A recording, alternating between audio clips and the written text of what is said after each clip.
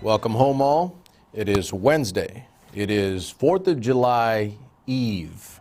Yes, there is an eve to 4th of July because it is a day, therefore there is an eve to it. So I was off on the Monday. I hope you did watch because we did a re-air of the Friday. And that was a little different for me. So I had some things I couldn't get out of, but we were able to re-air a show. And you could have picked up what we did on the Friday. And Friday was really good. There were some things said there that I went back later and I was like, wow, okay, so that's going to last. That's going to be deep, meaning going forward, into history and as we go forward, in our political spectrum. But there are some really good, meaty points there, and there are some things I laid down for you in terms of how you navigate this next crazy year and a half, because I'm going to say it again, it is going to get crazy, psycho nuts on all ends. Don't just assume that your side or you are right, because you more than likely have somebody that is counter to you and they believe that they are right and you are wrong, etc. And then so when all that's over and done, it's still always about how do we traverse and navigate those waters so that whether you think you're right or not, or whether the other person or the group thinks they're right or not, how do we navigate that so that we come out with something that could be acceptable for both parties or both groups, and we don't uniformly dismiss the other group out of hand. I don't do that. I think you know the method, you know the message here, you understand the process. I have hard convictions on items and things, I do, and I share them with you if necessary, if I feel it's absolutely to that point. But I don't dismiss your beliefs out of hand, and I don't dismiss or belittle, bemoan, berate, a lot of B's, who you are, what you believe, and where your thoughts lie. Now that's quite literally un-American. That is un-American. I can disagree with you, yet have civility and some type of courtesy, professionally at the very least, with you in your thoughts, whether they're my thoughts or not. So I'm going to chuckle a little bit before we get started. So I've got to take care of the items from Friday. I got to read off to you the songs that I had from the other night that some of you got to watch. Barbara, I hope you liked them. I know you did. You did comment. Louis, you probably got them all right. If you private message me, send me the songs. I'm gonna read them off now. I'll go look back and see what you did, etc. So I had some fun with that. You guys knew, I love the component of music in what we do. Music, quite literally, in many ways, is a unifying, if not stabilizing force culturally in America. I've seen people on polar opposite ends, left, right, liberal, conservative, Democrat, Republican, and everything in between, absolutely love the Eagles, absolutely love some other good band or other good singer, even though they're polar opposites politically. And quite literally, they don't want that intermingled with the culture, the music, etc. And so that is a genesis point for us, and what we do here is to remind you in a not so subtle way, which I think you guys know I do. And if I'm not being extremely subtle and I'm being blunt, I will let you know that as well. But music is a stabilizing force. Art is a stabilizing force, both audio and visual. And those are things that culturally we can all love and get behind and agree on. And so I won't go too far because we've got a show to do tonight. And I've got some items that I put out today that I want to get to and cover before the 4th of July holiday tomorrow. But the main point to that message on the Friday, and I invite you all again to go take another look. Listen, some of this stuff I quite literally do for posterity and my own person, my own stake, my own sake. I want to know that I was honest and forthright about what I see and what I believe at the time that the things are happening in real time, so that in the future I can look back and say, that is who I was, that is what I believed, and those things are the same. And don't get me wrong, you can change. Obviously, there are things that can move you or change you. But fundamentally at my core, I'm still the same person. And I don't change as the winds blow. I don't believe that. I don't do politically correct. I do politically honest. And sometimes it may seem like, oh, well, you're just trying to, win over a group. I don't try to win over a group. I just try to tell you where I'm at and try to tell you the damn truth. That's far more significant than just somebody trying to win you over, get a vote, get a like or whatever it is, so that they can feel good about themselves. I am quite literally strong enough to feel good about myself without any affirmation or without any confirmation that I'm great or good or any of the above. I don't need that. So we will get to a few items tonight, but I really want you to go take a look at the Friday. The Friday was significant. I laid it out for you because that what I see coming, whether we like it or not, it's becoming more polarized, and unfortunately, I've been saying this for quite some time now, it is breaking inevitably and inexorably on racial lines. I don't think that's uniform. I mean, it's not going to be 100%, it never is, but a majority, an overwhelming majority is breaking that way.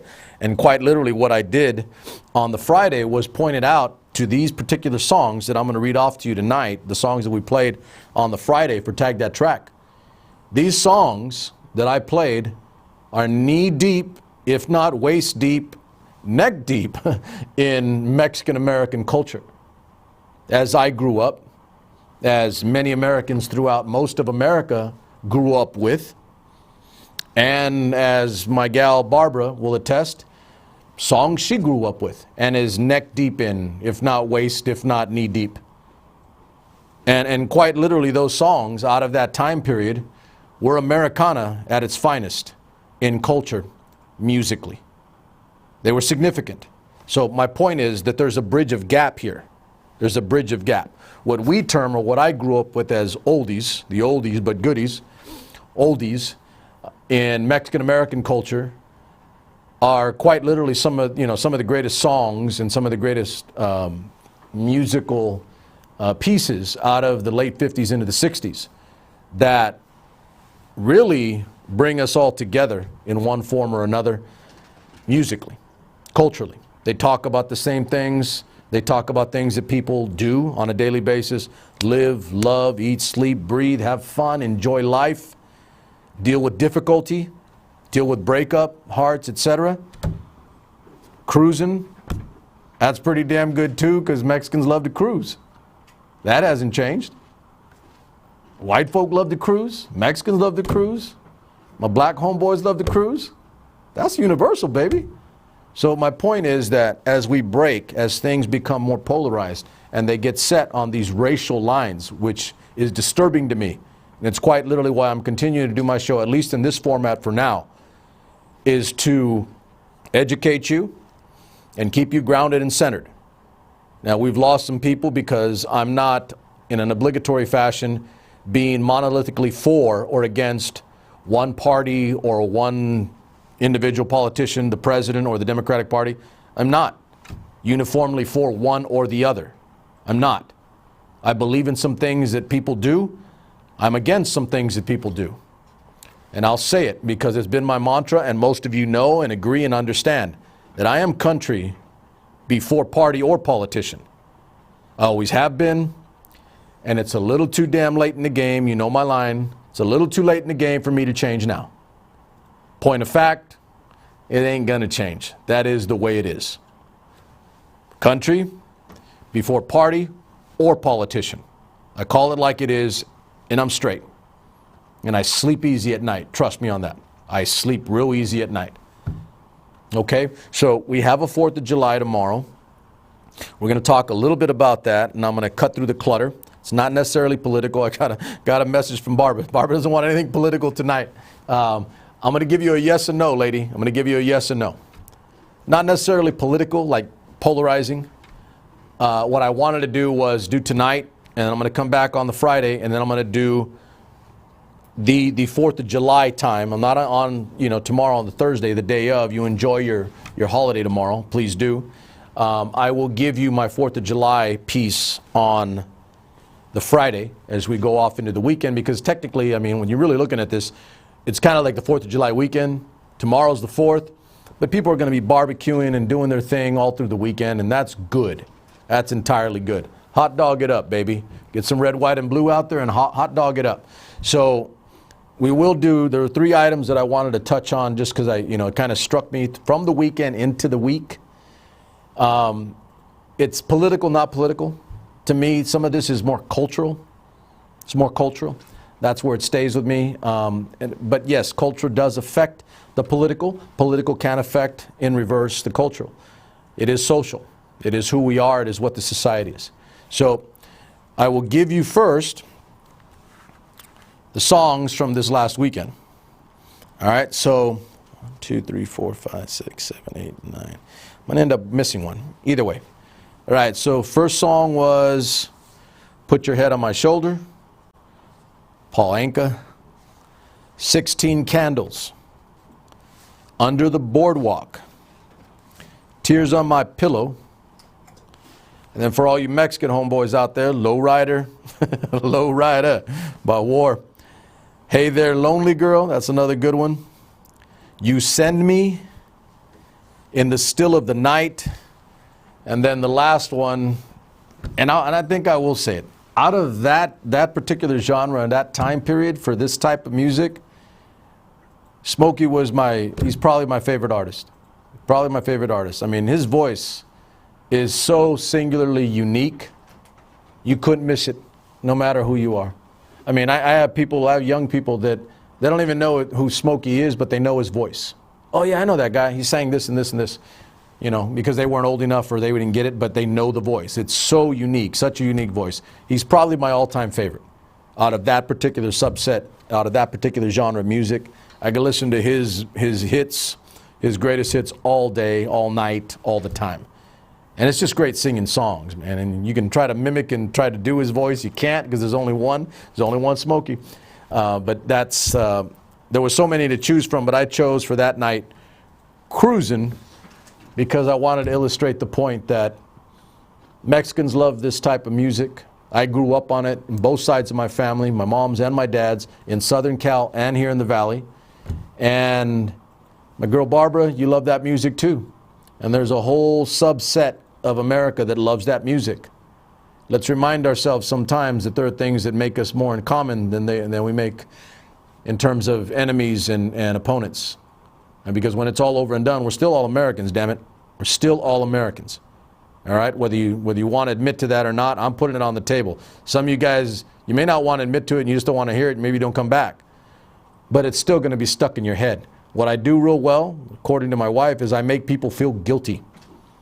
And maybe that's why they may not want to hear it anymore. I make people feel guilty because it's on a right and wrong continuum. And I do not equivocate on that. I don't compromise on that. It's simple. It's black and white. This is right. This is wrong. Choose the right, disavow, and don't do the wrong. So those are the songs for Tag That Track. I will say that Louis, I think you got the majority of them because you were blasting out on there. I think I told you. Louis still kind of new to Tag That Track. Louis was posting the names and the song as it was going on. I'm like, oh no, I didn't know that because it was during the show. But point being is like, don't post the song and artist at the time that I'm giving them to you. Send them to me in a private message. That way I can tell if you got them all, because otherwise you're just giving somebody the opportunity to get them all as well. I want to see who gets it. So Frankie D has not been with us in a while, but he messaged me this last week, and I'm really thankful for that. Frankie's been busy, family, doing other things, and he's going to get back to us. Frank's a super fan. He understands my mind musically, and he understands kind of where my heart is politically and socially. So I'm looking forward to have you back, Frankie D, when the time comes, because Frankie will usually get all the songs. I mean, he's an old musician, and he has a vast library of music. So anyway, I've digressed plenty. There you go. There's the songs from the Tag That Track on the Friday, and we are moving forward. We got stuff to get to tonight, having to do some meaty items. I've got 3 items for you. Okay. I'm going to say something, in brief, but some and curt and to the point on the 4th of July tomorrow, meaning the hubbub or, what's being said on both ends. And then, secondly, the Nike thing. I don't know why that kind of threw me for a loop, believe it or not. But yeah, I kind of get it and I kind of don't. And I am going to comment. I don't normally, but I will, because it is social and it is affecting the political. It is affecting the political.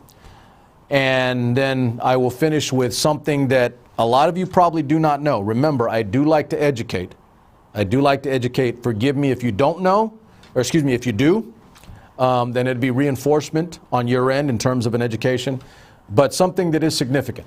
And again, I don't bring it up if it isn't something of note or something that potentially can either cause us problems or could put us in a position that is significant as a country that may be an issue down the road. Remember, it's not all about just what's going on right now. You have to think contextually, historically. There are decisions that we can make right now that will affect not just us, but those that come after us. And that includes our children, our grandchildren, our fellow Americans. So there is an item that I'm going to bring up before the end of the night, and we're going to have to run through this pretty quick. But I want to get this done so that you guys have a really solid grounding. You'll have heard it here, because I doubt it's very, very unlikely that you will hear about this particular item on any other talk show. I don't doubt that at all, but it is significant, and I'm going to tell you why. So we'll get to that toward the back end of the show. Okay, so KP, I got to make sure I'm on it. So this time, like here, where am I at? 14. Yeah. Is that before 8? Yes. Oh, wow. Yes. We're running tight. Okay, we got a tight show. I got to get this, I got a lot done. Maybe see how much I get done. How much I could actually get done. Okay, so I'll do this real quick. So on the issue for tomorrow of the 4th of July. If you're for the president, everything's great. If you're against the president, everything's bad. There's the show. There's the show. That's real simple, right? That one's a simple one. There's the show. If you're for the president, everything's great. If you're against the president, everything's bad. Jesus, you know. And I had to go get a degree to do that, right? So here's where I'm at, because I was asked this today, messaged by a few people, about my thoughts, being that they know I'm a vet and that my family has served for generations. So, you know, where am I at? I don't know. You know, it's like this. I don't have issue with parades, because for those of my homeboys out there that have served and laced up the boots, we do a lot of parades and a lot of formations and a lot of ceremonies. We do a lot. And it's part of the process. It's not just to look cool. It's not just to be seen. There are specific purposes regarding discipline and dress and uniform, etc. All of that is part of the process, including uniformity in action, uniformity in motion, meaning marching and holding position. There's a lot that goes to it that a lot of you guys, maybe in the civilian world, don't know. But there is a process and there's a purpose for why we do drill and ceremony and why we do events, parades, etc. And I was in plenty of ceremonies and parades when I was in service. Okay, for a lot of different reasons. Okay, how does this relate to what we're doing now? I'm telling you right now, don't do this. Don't say that uniformly every service member loves doing a parade for tomorrow's 4th of July. Don't say that they're all going to hate it, because you can't know either way. And I'm going to tell you why. Because when you're in uniform, there is no feeling one way or the other. You follow an order.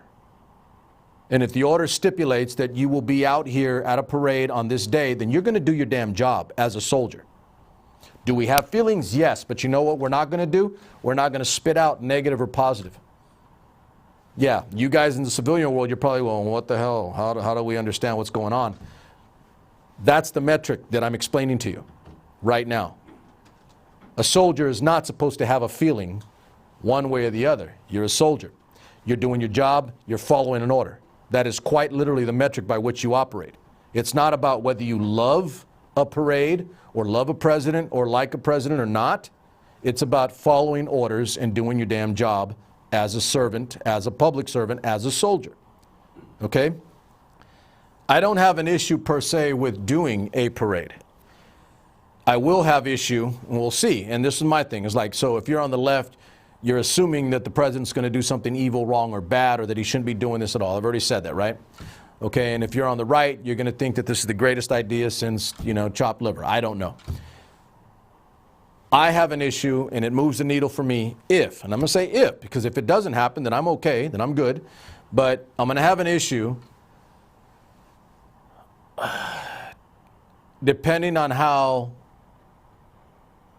the secretaries, joint chiefs, and military heads, generals, colonels, rear admirals, etc., are used.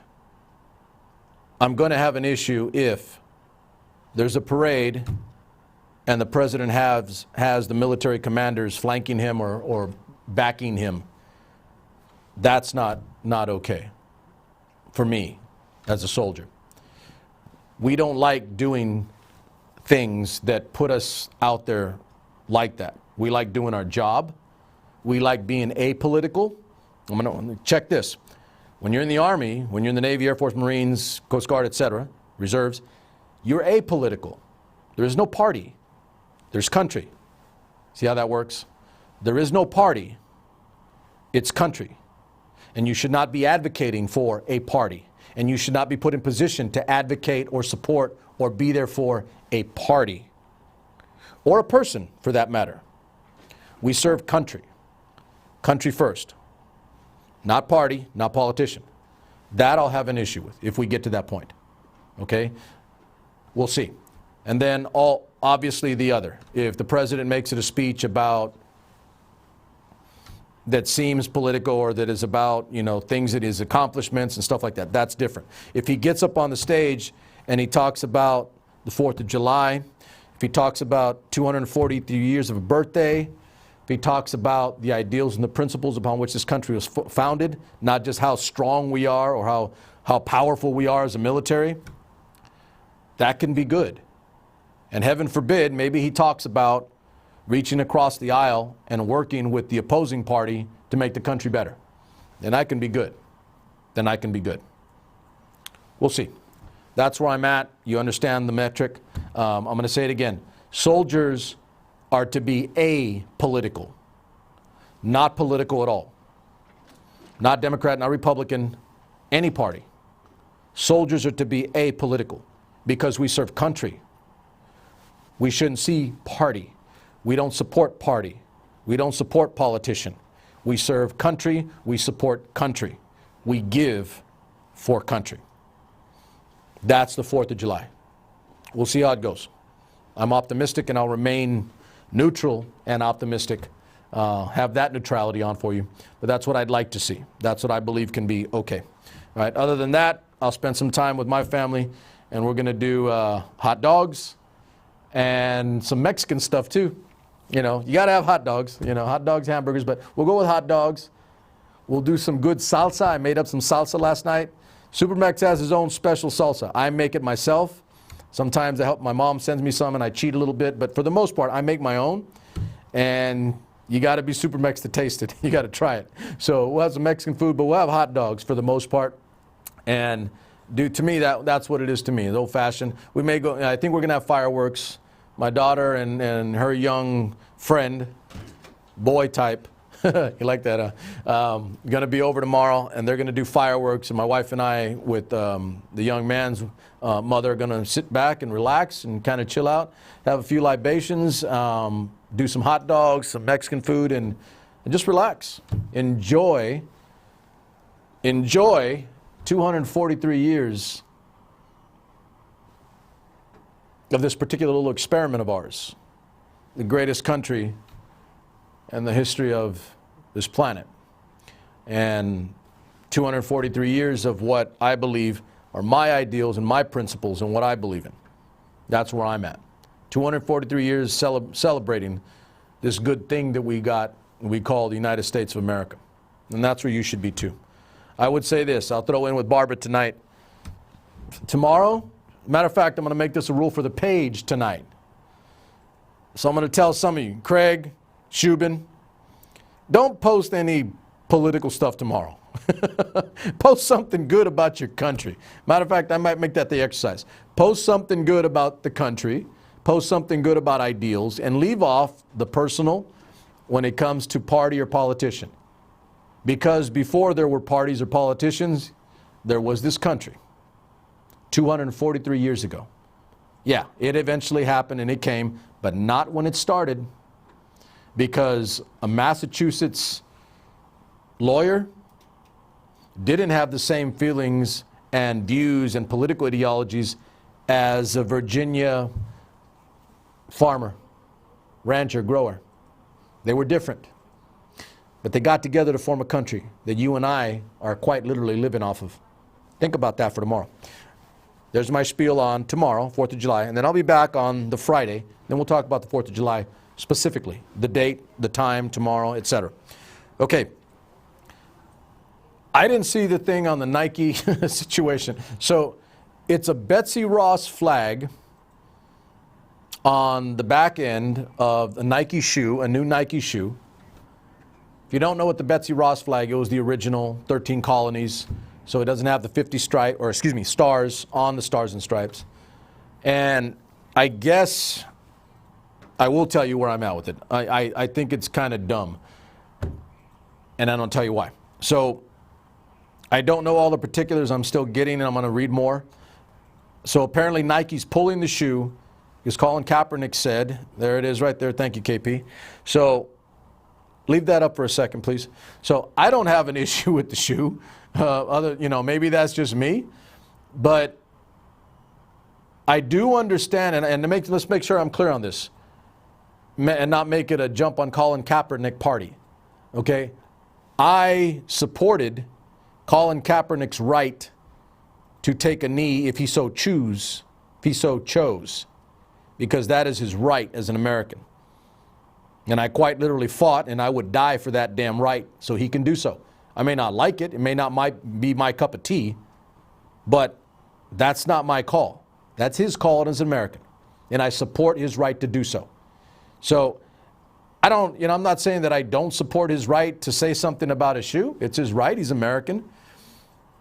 And Nike quite literally is, an independent entity. They are their own company. They're not a government organization, entity, etc. It's a business. And if they choose to pull the shoe, that's their choice. If you don't like their choice to pull the shoe, and personally, I don't really care. I think that was kind of dumb. This guy was dumb. But if you don't like their choice to pull the shoe for those reasons, then the answer is simple, ladies and gentlemen. You're American.